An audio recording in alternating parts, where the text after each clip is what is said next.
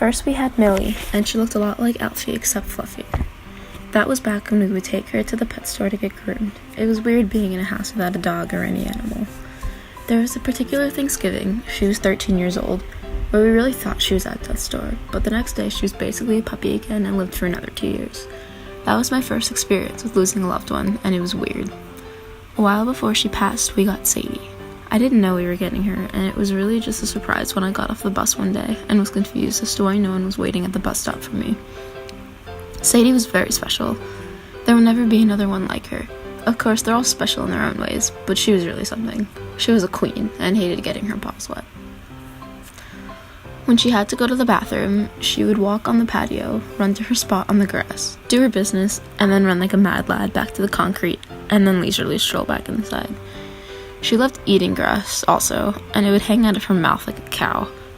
Once she caught a baby rabbit, because every year we have rabbits nest in our backyard. Those rabbits are very brave. She would get scared whenever my mom coughed during the night and would take shelter in my bed in the next room over. I would always hear my door creak open, and then her little paws scuffle. She would always chew bones that smelled horrific and were lovingly referred to as the smelly bones.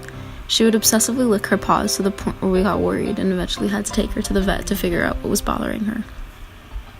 My junior year of high school, she was diagnosed with a rare skin cancer. We bought her really cute pajamas with a lot of different designs to help her keep covered. Just 3 months after she was diagnosed, she passed away. We also have Stella. Everyone calls her Dumb, out of love, of course, because she's a bit slow. Whenever she's let out to go to the bathroom, she likes to lay down in the sun and just watch the world go by. Whenever she brings you a toy to throw for her, you're roped into the game for hours and hours. If you don't throw the ball, she'll yell at you until you do.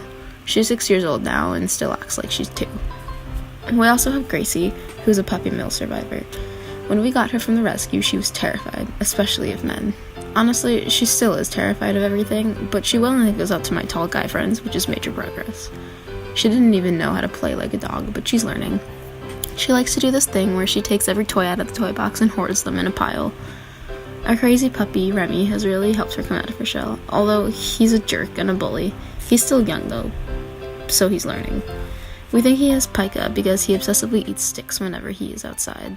It got so bad that we had to get him a muzzle, but even that didn't last long.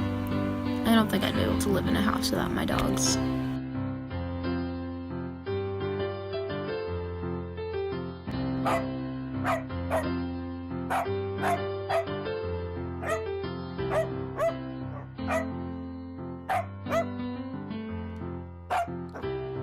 What?